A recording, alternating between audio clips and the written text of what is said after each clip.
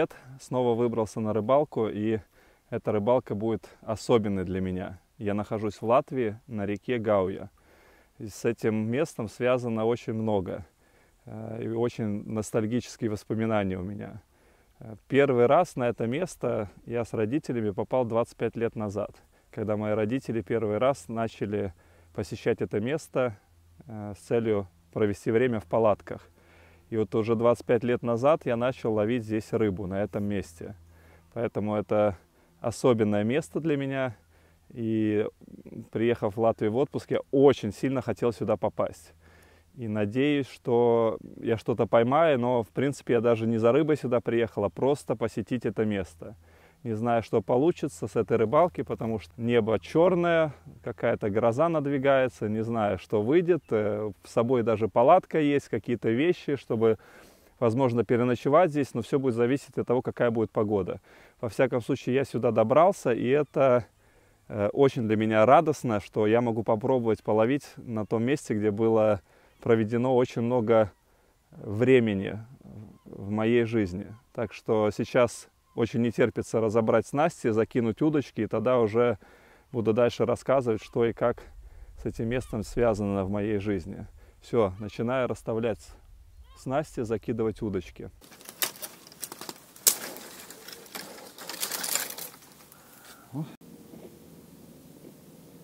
Притащили целую кучу вещей из машины, а вот этот чемоданчик со снастями я забыл. О, малек поплыл. О, какой хорошенький. А это уже верный знак того, что я что-то поймаю сегодня. Ну так вот, забыл я снасти. А до машины, если пешком идти просто, то где-то минут 15 минимум. А может и больше. В общем, у меня была сейчас такая конкретная пробежка, потому что время уже, в принципе, немало. Уже пока я вернулся, на часах 6:05. Вот теперь хорошо видно, что за моей спиной черным-черно. Не знаю, пройдет это мимо нас, я надеюсь. Но, во всяком случае, там черная, гремит, и, скорее всего, это гроза. Но надеюсь, что она пройдет нас стороной. В общем, посмотрим. Буду завязывать снасти. Ничего, в принципе, я еще не делал. Просто взял с собой с Норвегии удочки, которыми пользуюсь в Норвегии. И начну вязать снасти. Снасть будет, опять же, предельно простая. Эта рыбалка была не с целью что-то наловить, а с целью вспомнить старые добрые времена. В общем, вяжу обычную петельку, карабинчик для грузила. И выше будет несколько крючков. 2 крючка на каждой удочке сделаю. А начинали, как я уже сказал, мы здесь ловлю на примерно 5-метровый кусок лески находили прямо на берегу. У мужиков-рыболовов просили крючки. И грузом была гайка от болта, от шпалы, от рельсы. То есть ходили здесь, наверное, километров 5-7 до железной дороги. Там мы собирали гайки, находили возле железной дороги. И вот эта гайка служила грузом. То есть забрасывали вот здесь примерно от меня, метров 5, наверное, забрасывали в воду груз с крючком. Ловили исключительно на червя тогда. Сегодня я с собой взял и червя, и есть у меня опарыш. Но, как я уже сказал, эта рыбалка не для того, чтобы наловить рыбу, а просто, чтобы вспомнить, как это было. Леска на поводок 0,12. Надеюсь, что она выдержит, если что-то покрупнее клюнет. Ну, посмотрим. Ух, какие червяки поползли все. Так, первую удочку я уже не могу дождаться, чтобы забросить. Взял просто червяка и пока привязал только один поводок. Сейчас буду разбирать, пока вторую удочку сделаю, закину. Пусть первая уже стоит там и ловит мне рыбу. А потом закину, когда уже вторую с 2 крючками, следующий поводок на эту удочку привяжу. Вот такая снасть. Грузила, поводочек 0,12 и червяк. Далеко забрасывать не буду. Когда-то давно мы здесь ловили, как говорил, в 5 метрах отсюда. Уже точно клевало. Ничего и нет-то.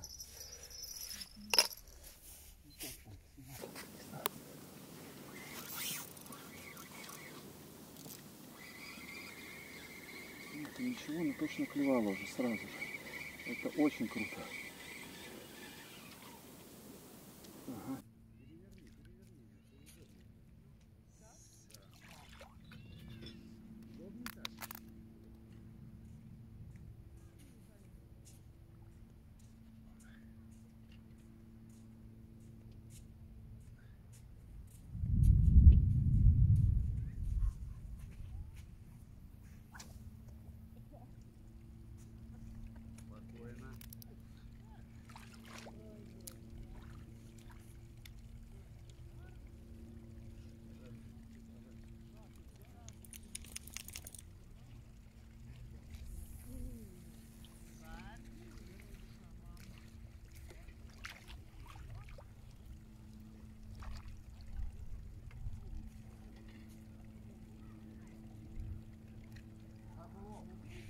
Да помаленьку, здорово.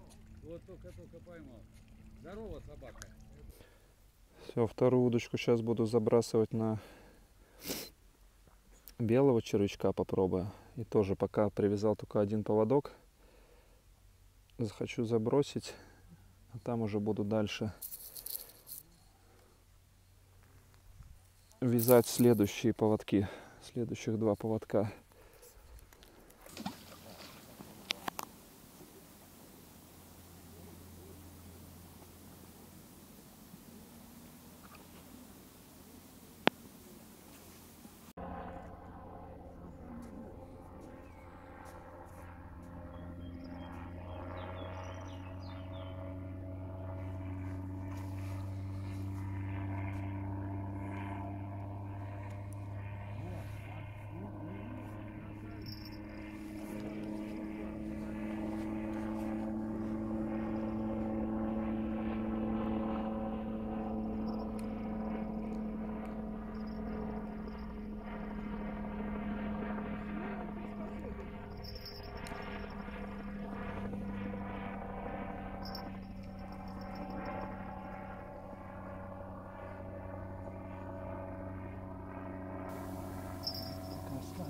Клюет.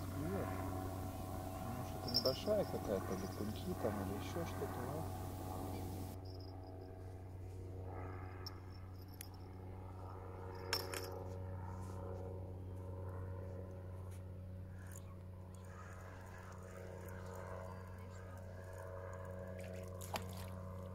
Это все пытается.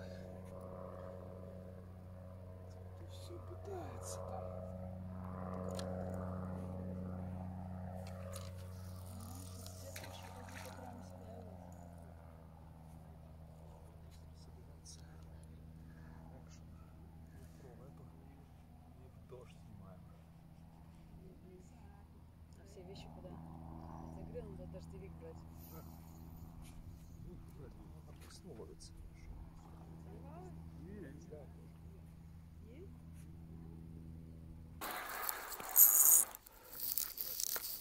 Начались поклевки, прошло минут 10 и уже начинаются первые поклевки. Но это по ощущениям что-то не крупненькое, но уже очень приятно, что хотя бы кто-то начинает клевать. Да, съели червяков. О, на вторую удочку тоже клюет.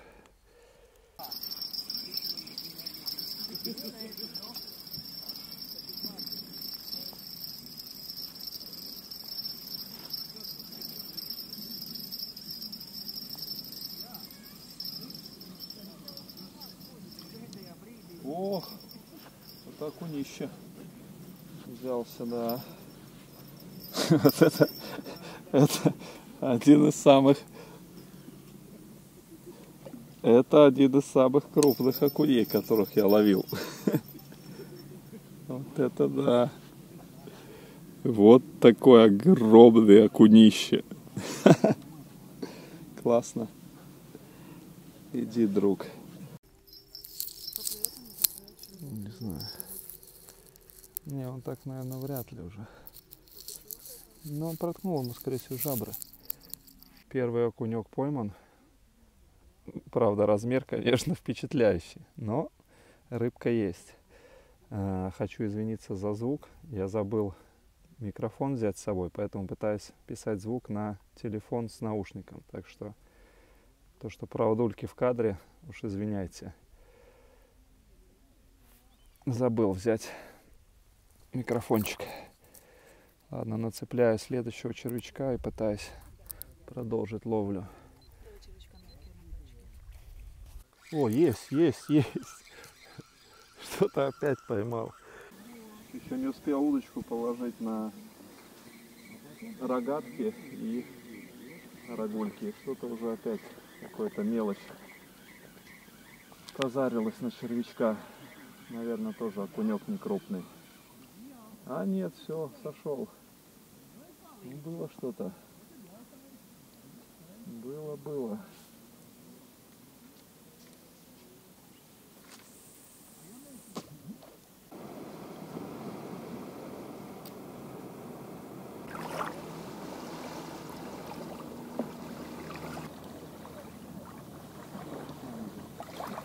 Что-то поклевывает.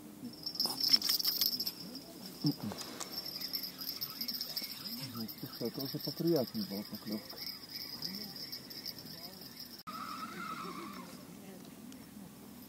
Было приятно.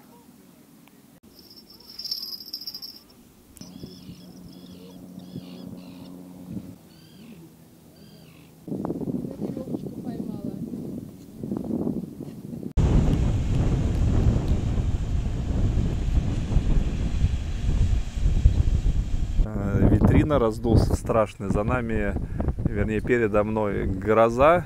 Не знаю, пройдет она нас стороной или нет. И вообще не знаю, останемся ли мы здесь или придется скручиваться и ехать домой. Но пока прямо раздуло конкретно. Возможно, пройдет мимо, а возможно и прямо на нас. Погода нас сегодня не радует.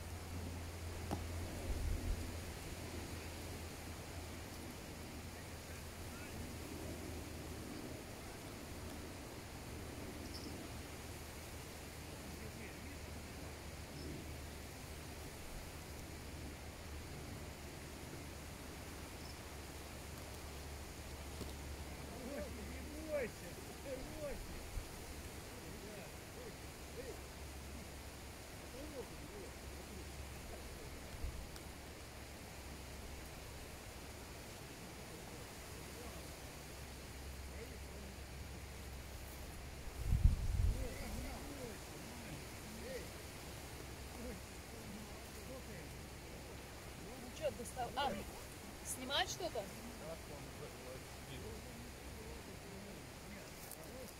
Вот такой вот ёрш попался. А вот и ёршик. Заглотил, правда, так, что я не знаю, как его вытащить. Пошел дождь, подул ветер, и нам придется ставить палатку, чтобы хоть как-то укрыться от этой непогоды. Так что сейчас будем расставляться, потом вещи занесем внутрь, и тогда буду продолжать рыбачить.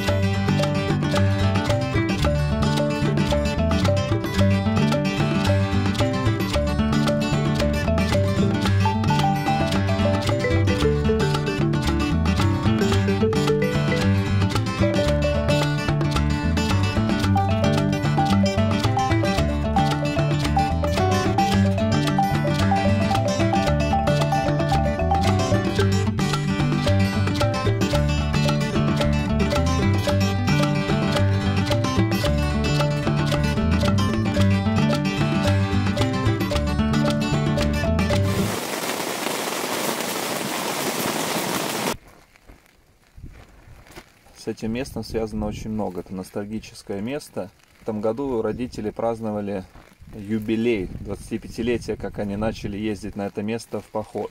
С палатками на неделю примерно отдыхать. Ездили разными компаниями. Была такая, наверное, основная костяк компании, а иногда просто добавлялся кто-то.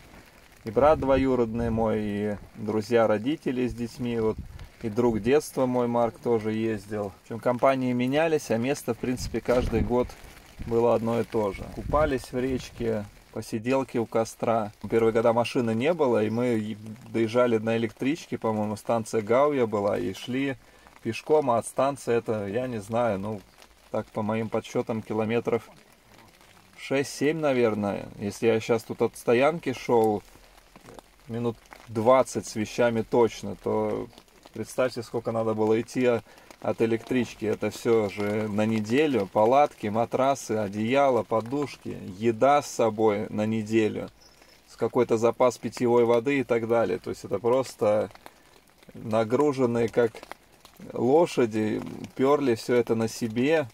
И то этой всей провизии не хватало. Мы еще там возле станции потом ходили в магазин.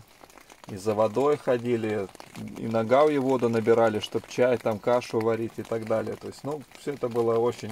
Воспоминания, конечно, просто незабываемые с этого места. Помню, был такой тоже случай уже через много лет, уже с будущей женой своей, которая сегодня оператором выступает. Спасибо ей большое. И днем решили покупаться на надувных матрасах. Ну и как-то так выплыли, чуть-чуть отгребли от берега, чтобы там не по колено было, чуть подальше. Ну так как-то загорали, лежали, болтали. Ну и смысл в том, что опомнились мы, когда уже человечки на берегу, так это только я могу назвать, были малюсенькими. Уже не было даже особо видно кто. А получается, скорее всего, был какой-то отлив или течение, которое в этот залив нас просто унесло. Мы стали грести, я там было слез с матраса и по-разному. В общем, ничего не помогало. Мы все отдалялись и отдалялись от берега. Родители, по-моему, тетя моя первая заметила, махала руками, но мы не видели ничего. А когда уже заметили, то есть тетя была там, не знаю, малюсеньким муравейчиком или кем-то там, жучком каким-то на берегу, точкой. В общем, гребли мы, ничего не помогало, так уже изрядно подиспугались, и нас заметила какая-то лодка. Я не помню точно, сейчас не буду врать, или ну, какая-то ли курсирующая, патрульная, или просто рыбацкая лодка, уже не помню. Ну, в общем, они нас заметили, подплыли, спросили, как мы вообще здесь оказались на матрасах, и что мы все потом вспоминали эту историю, что мы собрались в Швецию куда-нибудь сплавать на матрасах. В общем, они нам дали канаты с лодки, и вот так нас на буксире притянули к берегу. Было, да, конечно, что вспомнить. В общем, первый мой трофей сегодняшний, такой, который можно рыбой хотя бы назвать. Вот такого окунька поймал. На улице дует, дождь пошел. Мы залезли в палатку, быстро разобрали палаточку. И вот такого красавца, ух ты, поймал. Сейчас пойду отпущу его обратно и буду продолжать ловить. Пока сидим в палатке. Вот такая вот сегодня рыбалочка у нас. Ух, погода! Вот такого красавца поймал. Маленький голавлик. Но его мы отпустим. Слишком он маленький, пускай живет. Красивая рыбка. Доставила мне удовольствие. Надо его выпустить в родную стихию.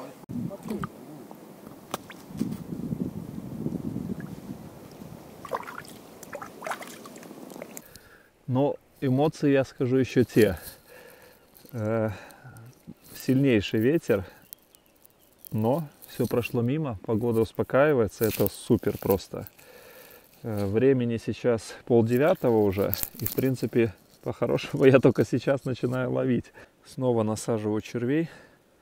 Поймал я пару окуньков, поймал, вот уже голавлика поймал, и пару ершей доставучих поймал, которые объедают всех червяков.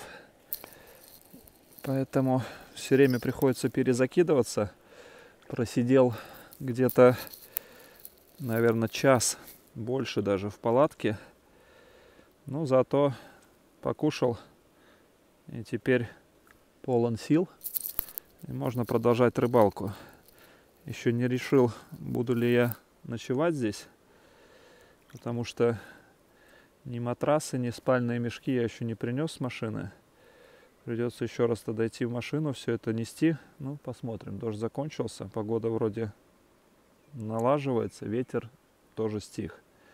Буду продолжать рыбачить. Поклевки есть постоянно, поэтому, во всяком случае, этот азарт спортивный, он присутствует. Продолжаем ловлю.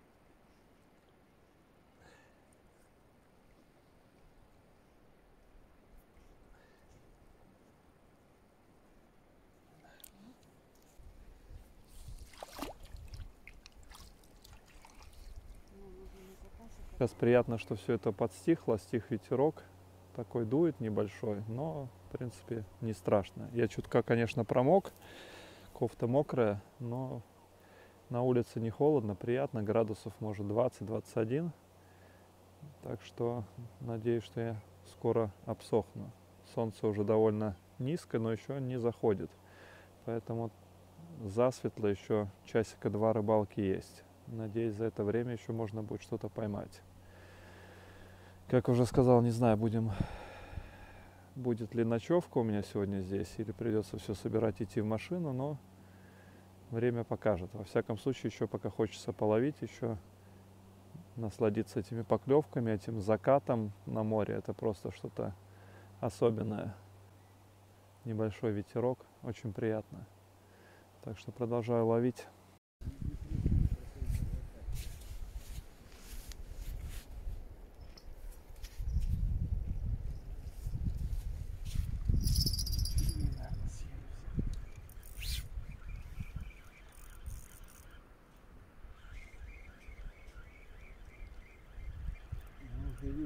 Есть.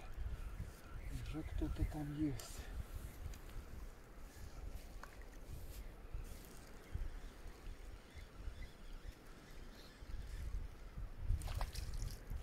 Вот.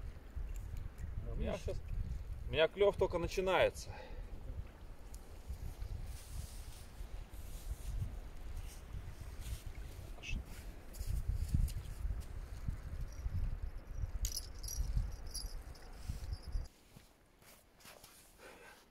Только что поймал густеру, думал, что снимаю, оказывается, забыл нажать, чтобы снимала, так что не попала в кадр. Но поклевки продолжаются, уже начинает темнеть. Постараюсь успеть еще полчасика половить, возможно, еще что-то поймаю. Но уже чуть-чуть какая-то рыбка есть. Не все входит в кадр, но как есть, так есть. Там уже в кустах, в камышах слышу, что рыба плещется, да и здесь уже начинает малек гулять. На заходе уже начинает рыба как-то более активно себя вести. Снова насаживаю червя и вперед, в бой. Такого, конечно, прямо крутого клёва сегодня нету, как в моих воспоминаниях детских. Но рыба поклевывает, это радует. В принципе, окунь есть. Там 15-20 лет назад, вот, когда мы сюда ездили, ловился довольно крупный окунь, крупная плотва, подлещик крупный. Ну, или же это мои детские воспоминания. Пока был ребенком, казалось, что вся рыба крупная.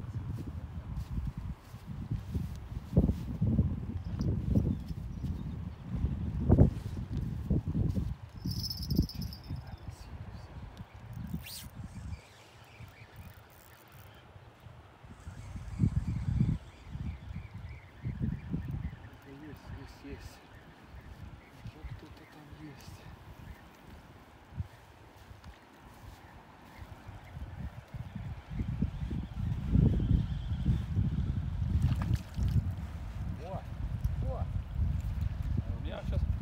У меня клев только начинается.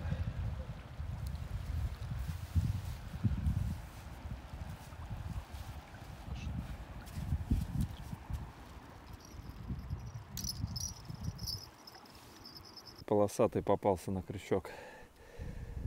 9 вечера и хорошо начало клевать. Это радует. У меня один друг есть с детства. Он не был на зимнем, хороший, по-моему. Не, это, наверное, в песок замотало. Вот. Он не был на зимней рыбалке с 86-го года. Ого. В Англии живет. Ну вот мы в Норвегии живем. Классно. Обалденная страна. Ни разу не был, но все хочу попасть. Да. Рыбу, помню, коптили прямо на берегу. Был такой отвесный склон, мы копали дырку так, чтобы она начиналась по горизонтали и потом выходила наверх на берегу по вертикали. Сверху клали рыбу на решетки и снизу уже в горизонтальной этой трубе, так назовем, яме выкопанной, мы разводили огонь, там какие-то листья полили и таким образом коптили рыбу. Помню, у друзей собака была, эрдельтерьер. Мы ходили, по-моему, на речку, на какую-то маленькую, не на Гаую, далеко пешком ходили. И, по-моему, мне кажется, линя я поймал. И нам тогда было лет по 12-13. Линя поймал, может, там грамм 600-700. Но мне тогда казалось, что это просто какая-то огроменная рыба. Мы ее решили закоптить. В общем, мы там часа 3 коптили ее. И в какой-то момент отвлеклись, и эта собака, друзей, она просто сожрала эту рыбу. Помню, у нас там штабик мы делали на дереве, доски какие-то веревками прикручивали, делали какой-то как лежак, туда матрасики и так далее. Спали там.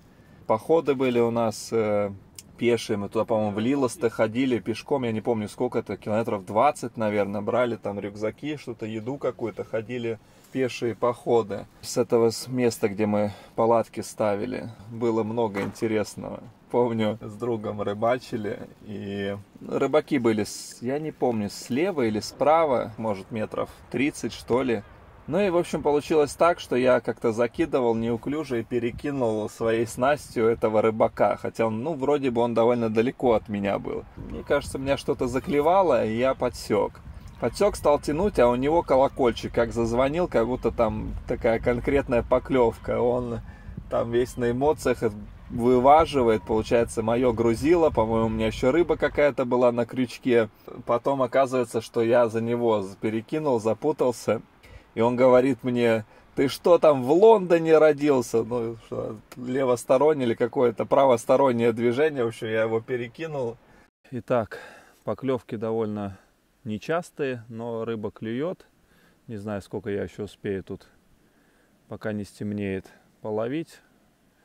Ночью, наверное, уже не получится. Сейчас уже белых ночей нету. Сегодня у нас какое июля? 15 июля сегодня. Так что уже особо прямо светло не будет ночью, чтобы можно было что-то видеть. Освещения у меня особо никакого нету, поэтому буду в уютненькой палаточке ночевать, а утром, возможно, продолжу ловлю. Вечер просто обалденный. Тихо, спокойно. Сейчас вот эта гроза прошла, ветер прошел. Колышется водичка, камышики где-то вдалеке.